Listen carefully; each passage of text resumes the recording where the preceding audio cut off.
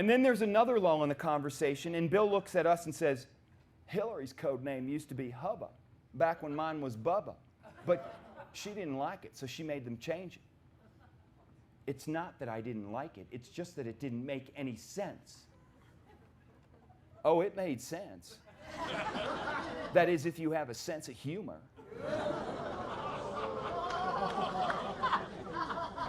I have a sense of humor, fat boy. Hillary looks at Mary and says, Bill's code name used to be Fat Boy, but he didn't like it, so he made them change it. Fat, F-A-T, or fat, P-H-A-T, Mary asks.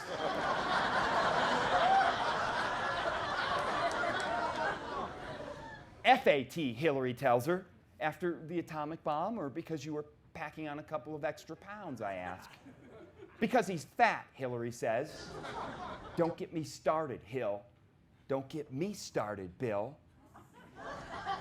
Mary and I exchange a look. This is weird. Like, what the hell are we supposed to talk about now? This is just like being out with all our other married friends when they're fighting, only this is worse because it's the president and the first lady, and this is our first double date. By this time, Mary is just about finished with her second glass of Merlot, and I'm on my third Coke, and I just blurt out, you know, if you take the name of the first pet you ever had as your first name, and the name of the first street you ever lived on as your last name, then you get your porno name.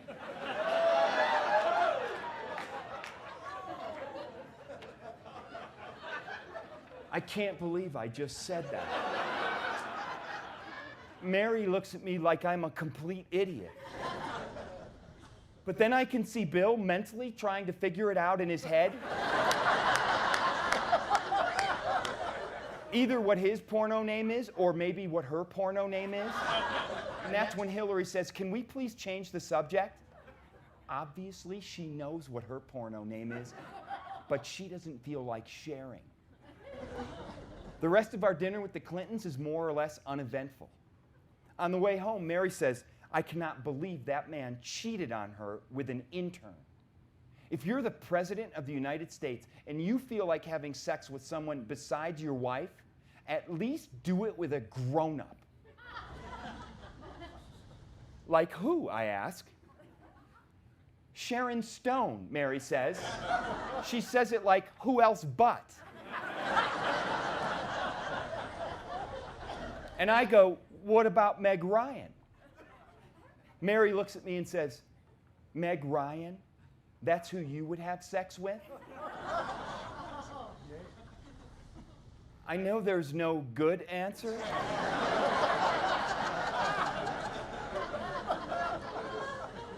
So I say, yeah, I mean, if I was the president, why not? Mary looks at me and says, there's no way she would fuck you.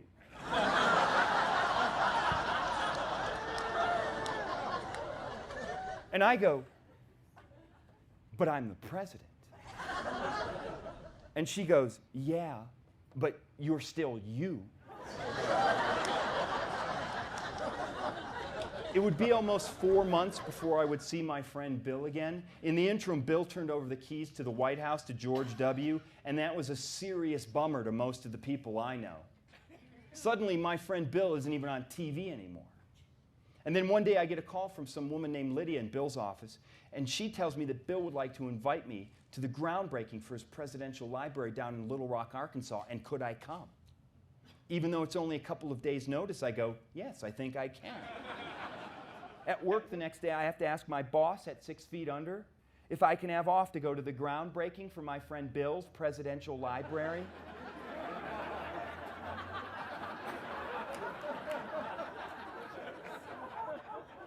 A couple of days later, Bill makes a speech at a construction site on the outskirts of downtown Little Rock. I'm just standing there checking out who else is in the crowd. Hillary isn't there, but Agent Pogue is. Then I see Bill's brother or half-brother, Roger, standing at the back of the crowd. He's wearing a brown suede jacket with fringe. Everyone else is wearing a top coat or a sports jacket, but not Roger. Roger's wearing fringe, like he's in the Allman Brothers.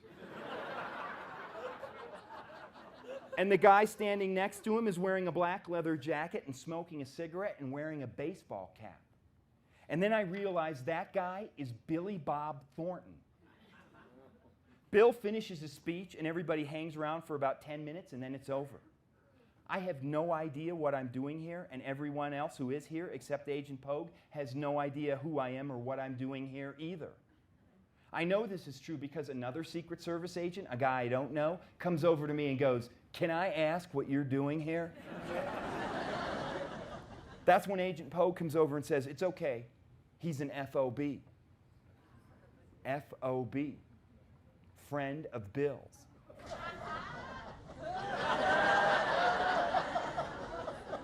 Bill finally sees me and comes over and shakes my hand and says, "Hey, Rick, I'm glad you could make it." And then Roger and Billy Bob come over, and Bill introduces me to them and says, "Rick used to write for the West Wing." And Roger says, "They wanted me to be on that show, you know, as a senator or something, but Bill wouldn't let me." And then Bill gives Roger a look, and Roger shuts the hell up on that subject.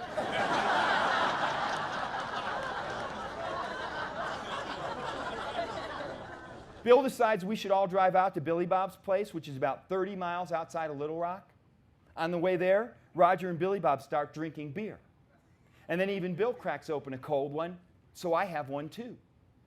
So now I'm cruising in a limo with Bill, Roger, and Billy Bob, and we're all drinking beer. Just like we're in high school. There are more Secret Service agents following us, and I get the feeling they might be the only thing that keep Billy Bob and Roger from tossing their empties out the windows. We get to Billy Bob's place, and he takes us into his recording studio. It's in a converted barn, and it's tricked out like you would not believe, with instruments and amps and recording equipment and this huge beer can pyramid. I tell Billy Bob that I play a little drums, which is true, so he sits me behind the drum kit. And he and Roger pick up guitars, and Bill grabs a tenor saxophone, and we spend the rest of the day jamming. Billy Bob and Roger trading off doing the vocals. Billy Bob says we should call ourselves the FOBs. We do Leonard Skinner's Simple Man, and Tom Petty's I Need to Know, and ZZ Top's La Grange, and then Bill picks Creedence's Suzy Q, and then I get to pick one, so I pick Queen's Under Pressure. Practically every song we do, there's a saxophone solo in it.